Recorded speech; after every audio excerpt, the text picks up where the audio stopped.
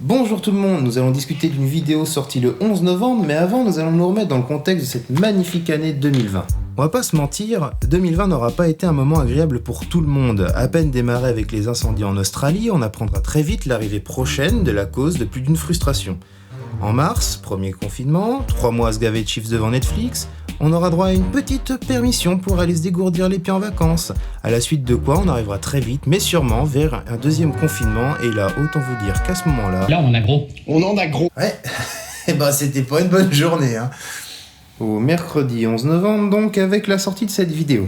Alors, pour la bonne raison que je ne veux donner aucun crédit à cette chose, je ne mettrai aucun extrait vidéo et je ne citerai pas non plus son nom. Oh pitié, pas d'improvisation foireuse. Ta gueule. Bref, commençons avec la première partie de cette vidéo, une introduction sur nos intervenants. Alors, on va pas tous les faire, ils sont une trentaine et je suis pas dresseur Pokémon, mais on va prendre le temps de s'arrêter sur 6 d'entre eux. Le premier, c'est Jean-Dominique Michel, anthropologue et expert scientifique. La seconde, Alexandra Orion-Caude, ancienne directrice de recherche à l'INSERM. Le professeur Christian Perron prend la 3e position et les spécialistes des maladies infectieuses à l'hôpital de Garches. En 4e, Philippe Douste-Blazy, médecin et ministre de la Santé sous Mitterrand. Suivi par Jean-Bernard Fourtillan, expert en pharmacologie et en toxicologie et professeur. Et nous finissons par Madame Monique Pinson-Charlot, une sociologue. Alors pourquoi vous parlez de ces 6-là? A priori, ce sont des gens sérieux, ils sont médecins, chercheurs, scientifiques, dans un domaine que nous connaissons très peu, la médecine. Ce sont forcément des gens avec un argument de poids. Eh bien, voyez par vous-même. Notre numéro 1, Jean-Dominique Michel, est un anthropologue autoproclamé. En réalité, il est blogueur sur internet, il est surtout connu pour être en guerre avec le monde scientifique, et pour avoir été trop souvent invité sur des plateaux télé. Christian Perron et Alexandra Orion-Caude ont pour point commun de s'attirer les foudres de leur père, le premier avec ses propos sur la chloroquine, la seconde avec ses propos sur l'origine du virus. Alors contrairement à ce que beaucoup pensent, ils n'auraient pas reproché d'émettre un avis contraire, mais bien d'ouvrir leur bouche beaucoup trop tôt, bien avant les résultats des recherches. Et ça a des conséquences non négligeables. Mon chouchou, le professeur Fourtillan, est connu pour être un grand ami du professeur Joyeux. Ils ont tous deux participé à des essais sauvages sur des patients dans le cadre de tests sur les maladies neurologiques.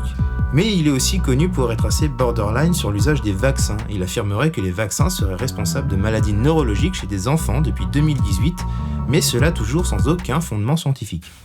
Alors pourquoi vous parlez de Philippe Douste-Blazy et de Monique Pinson-Charlot? Eh bien, c'est très simple. Pour vous dire qu'ils ont manifestement apprécié leur passage. Eh ben... il est pourri le casting du nouvel Avengers. La vidéo vient à peine de démarrer, tu vas pas te mettre à râler maintenant.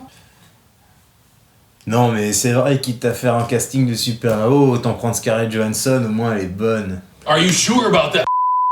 Enchaînons donc sur la prochaine partie de cette vidéo, une petite analyse d'image. On va prendre seulement les 30 premières minutes parce qu'elles sont suffisamment parlantes sur la réalisation. La réalisation, c'est le processus qui va permettre d'aboutir d'une idée à un produit fini. En audiovisuel, comme au cinéma, les intentions de réalisation sont les mêmes. Elles doivent servir un propos, elles doivent servir un sujet. Pour cela, le réalisateur va utiliser des outils, le son, le montage, le cadrage, le dialogue, pour répondre à une question posée en début de film et répondue à la fin. Bien souvent, le travail de réalisation est amené avec subtilité et minutie. Il faut souvent plusieurs visionnages avant d'en apprécier le travail. Sauf qu'on n'est pas dans un de ces films. Non, là la subtilité elle est du type éléphant dans Bobsleigh. Commençons par le son, et en particulier la musique. Le choix s'est porté sur une musique électronique, reconnaissable à l'association de samples, de boucles de sons assistés par ordinateur et d'instruments traditionnels, en cas présent, des cordes et des pianos. Plus on va avancer dans les révélations et plus la musique va monter en dynamique, en intensité dramatique. Des cordes vont se rajouter et se diversifier, l'intention est de provoquer un malaise dans un premier temps et la peur dans un second temps, le tout accentué par des explosions. Passons à la suite. En termes de cadre, on va favoriser des plans, 10 plans rapprochés épaules à la manière d'un JT. Le choix de cadrage n'est pas anodin, il est là pour rendre le visage lisible, il est alors plus facile de lire les émotions. Cela sert à donner un sentiment de proximité, de confidence avec les personnes présentées à l'écran. Ce choix de cadrage sert à vous faire aimer les gens avant d'apprendre à les connaître. À présent, étendons-nous sur les choix de montage. On va alterner les séquences entre interviews et ce qu'on appelle des plans de couple afin de donner de la consistance et du rythme. Mais encore une fois, en audiovisuel, tout a un sens et beaucoup de séquences cadrent des gens marchés ou en accéléré ou des monuments connus comme la Tour Eiffel. Il n'y a pas de sens caché, le message est clair. Tous les propos des interviewés sont à destination de ces gens qui vivent leur quotidien sans savoir ce qui les attend. La musique, le montage, le cadrage, tout est fait pour donner le message suivant. Un danger plane sur les citoyens du monde Qui sont les charlatans de la crise du Covid qui en sont les véritables héros? Et qui sont ces héros? Bah, sont eux. Ces gens que vous venez de découvrir en à peine 15 minutes et qui vont dénoncer à visage découvert. Résumons, des intervenants douteux, un montage prenant parti pris d'un discours alarmiste, provoquant la peur. On pourrait limite appeler ça de la propagande, non? Bon, normalement, à ce stade de la vidéo, vous devriez sentir le croupier au fond de la bouteille, mais si vous n'êtes pas convaincu, on va regarder une dernière chose, vous et moi, avant de passer à la suite. Dans les documentaires, ce n'est pas rare qu'il y ait une voix off. Là, je suis une voix off. En général, la voix off est là pour servir à la narration. Elle nous emmène de séquence en séquence et nous raconte l'histoire. Mais là, c'est un personnage à part entière. Elle est là pour prendre parti. Elle a donc un point de vue subjectif. Et vous allez vous baigner dans un océan de subjectivité maîtrisée. Et le plus beau, c'est que c'est pas fait pour que vous en rendiez compte. Et ça fait peur. Des intervenants douteux, une réalisation à la limite du malhonnête dans ses intentions. Il nous reste une chose à examiner en détail, ce sont les propos eux-mêmes. Tout le film est basé sur le principe d'un millefeuille argumentatif. Le millefeuille argumentatif expliqué par Gérard Bronner, c'est ça. Vous prenez des arguments, pas vraiment solides séparément, vous les mettez dans 2h40 de vidéo, et à la fin, vous obtenez ce résultat. Quelque chose qui a l'air solide, mais qui a la légèreté d'un paix sur une couche de verglas. Prenons un exemple. Lui, c'est Grincheux. C'est un lanceur d'alerte. Comprenez par lanceur d'alerte un mec de 40 ans en slip dans son salon qui fait des vidéos sur YouTube. Cet homme, qui a un avis aussi vide qu'une salle de ciné en plein confinement, va nous dire ceci. Et pourquoi il y a plus de cas positifs? Parce qu'on monte les cycles. Je savais que ça serait pas terrible. Et plus on monte les cycles d'amplification du Covid, plus on monte les 30, plus on va trouver des traces infinitésimales de n'importe quoi. Une ancienne grippe, un ancien rhume, un ancien virus. Le professeur Raoult l'a déjà démontré dans une émission qu'à partir de 35, on ne détectait plus rien de viral du Covid. Les Allemands ont des tests qui ne dépassent pas les 25. En France, l'ARS ne communique pas sur le nombre de cycles. Donc vu qu'en France, il y a plus de cas positifs, soit vous croyez que le virus s'arrête aux frontières, soit vous croyez qu'en France, ils ont un nombre de cycles supérieur. Eh oui, Jamy. What? De quoi? La vache, j'ai rien compris. C'est normal que vous ne compreniez rien. C'est pas fait pour. Mais vu que c'est le professeur Raoult qui le dit, on le croit. S'ensuit un extrait d'un documentaire, Covid-19, du prélèvement au résultat, parcours d'un test. Une première phase permet l'extraction de l'ARN, le code génétique du virus. Chaque prélèvement est nettoyé et purifié. Grâce à cette machine achetée début juillet par l'hôpital, 48 tests peuvent être traités chaque heure. Le prélèvement est ensuite amplifié. La PCR, c'est une réaction qui est dite exponentielle, c'est-à-dire qu'on fait des cycles d'amplification et à chaque cycle, on multiplie la quantité d'ADN que l'on avait initialement par 2, ce qui fait qu'au bout de 50 cycles, on a multiplié la quantité par 2 puissance 50.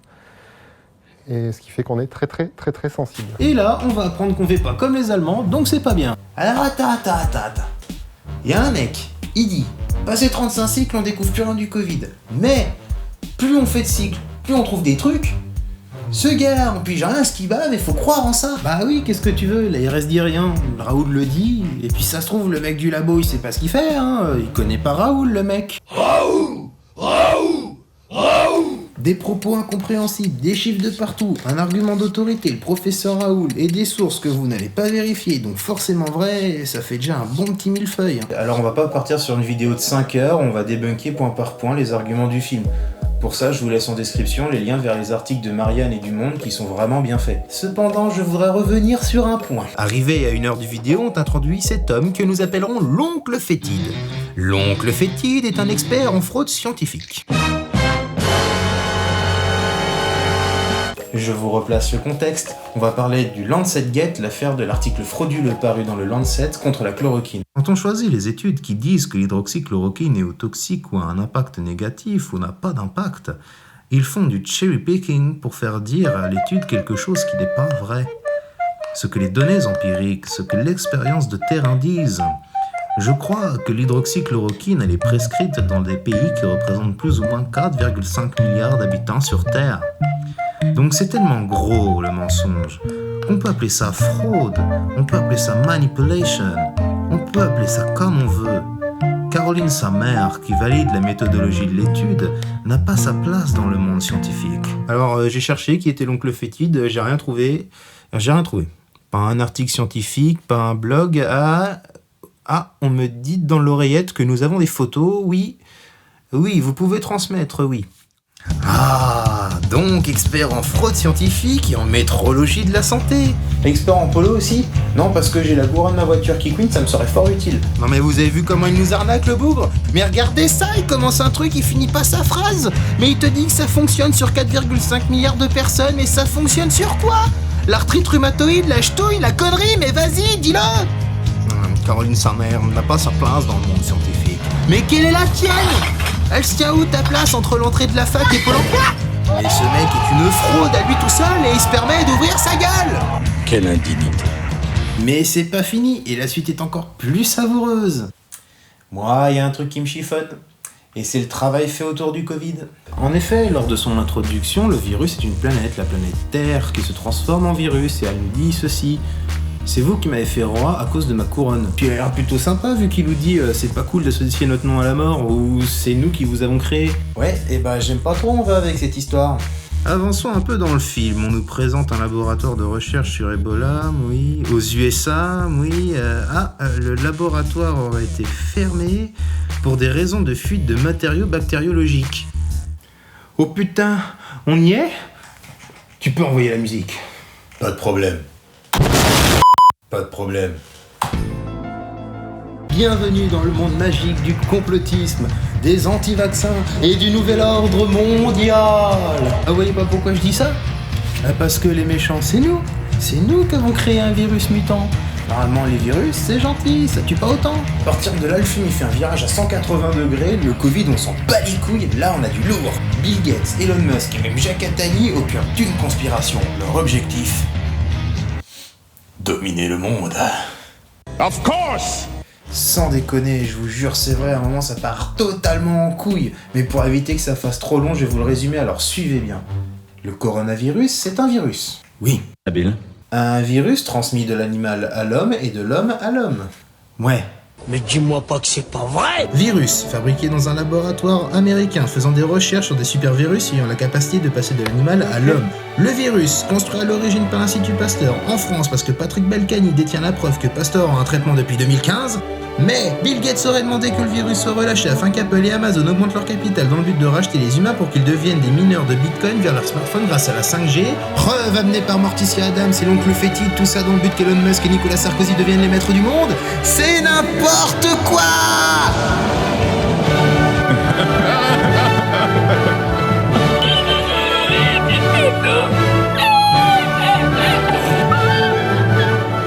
Pourquoi faire? Le film utilise les mêmes procédés que contre lesquels il essaie de vous éclairer. Il se permet de faire beaucoup de raccourcis en mettant bien trop de preuves en avant, le tout avec des témoignages de personnages plus que douteux. Rendez-vous compte qu'en l'espace d'une heure, on est passé de l'étamant sur les chiffres du Covid à Bill Gates est à l'origine du nouvel ordre mondial et le Covid-19 en est la couverture. Tout ça pour un final avec autant de crédibilité qu'un mauvais James Bond. Et en plus, leur objectif sera d'organiser la chute des banques et de la démocratie. Genre, Jeff Bezos, il va organiser la chute de ses milliards. D'un côté, on a des mecs complètement random, des experts autoproclamés à qui l'on va donner parole d'évangile, et de l'autre, Jean-Bernard Fourtillant, anti-vax convaincu, qui a fait des essais sauvages sur ses patients. C'est honteux! Le monteur est quand même un génie du mal. Non, c'est les radiations. Le monteur est quand même un génie du mal, vous vous êtes rendu compte qu'à aucun moment il y a de titre dans les courbes présentées, et c'est là que j'ai un problème, tout est basé sur notre bonne volonté à croire en ce qu'il nous dit. Il nous cite une pléthore d'articles qui n'ont vraisemblablement aucun lien entre eux, et à la fin il arrive à nous prouver par un habile procédé de montage, que dalle en fait. Et c'est pour ça que Philippe Douste-Blazy et Monique Pinson-Charlot se sont désolidarisés du film a priori. On leur aurait demandé d'exprimer leur opinion sur la gestion de la crise et à la fin ils se sont retrouvés à dire tout et n'importe quoi sans le savoir. Comprenez-moi bien, je ne nie pas le fait qu'il y a eu des gaufrades de la part de notre gouvernement. J'aime les gaufres. Et je ne vous dis pas non plus de croire en tout ce qu'on vous raconte, bien au contraire. Mais par pitié, si vous avez la patience de contredire ce que dit le gouvernement ou les journalistes de la télé, prenez le temps de faire de même avec les ploucs qui sortent du web. En plus, le mec, avant d'être blindé de thunes avec sa boîte de prod, il bossait chez France TV. Et surtout faites attention aux images que vous regardez, elles sont souvent bien plus importante que le message qui est énoncé. Bon, un mot pour la fin? Star Wars 9, c'était de la merde. Cette vidéo est à présent terminée, alors je vous demanderai d'être un peu indulgent parce que j'ai pas du tout l'habitude d'être sous les projecteurs, ça doit se voir. Je sors un peu de ma zone de confort, d'habitude c'est moi qui est derrière les projecteurs en fait. Et Mais quand j'ai vu ce film, il a fallu que je trouve une façon de m'exprimer, d'exposer mon point de vue en fait. Et par écrit, ça me semblait vraiment pas simple parce qu'il y a vraiment beaucoup de choses à dire et ça me semblait plus simple de le faire par vidéo. Et quitte à faire une vidéo, autant faire un truc comme on voit partout sur YouTube. Et je dois dire que c'était quand même sympathique de réaliser cette vidéo. Et c'était vraiment une expérience plutôt cool. Je voudrais remercier Lilcam qui a bien voulu me suivre dans ce projet et merci à toi. Merci, bro. Ma gueule. Je vous mets en lien dans la description ou dans les commentaires, ça fait 100 fois que je recommence, mais c'est pas grave. Les liens de tous les articles qui sont présents dans la vidéo, ainsi qu'un lien vers la chaîne YouTube du Defecator. Alors c'est un mec, il nous apprend à utiliser notre esprit critique correctement, et il fait aussi beaucoup de debunk de fakes qu'on trouve sur internet. Alors pour citer quelques-uns, j'ai l'énergie libre, j'ai l'effet Mandela et j'ai les reptiliens. C'est assez sympathique les reptiliens. Et voilà. Donc merci à vous tous. Partagez cette vidéo si le propos vous a semblé utile. Et bon confinement à vous et surtout prenez soin de vous.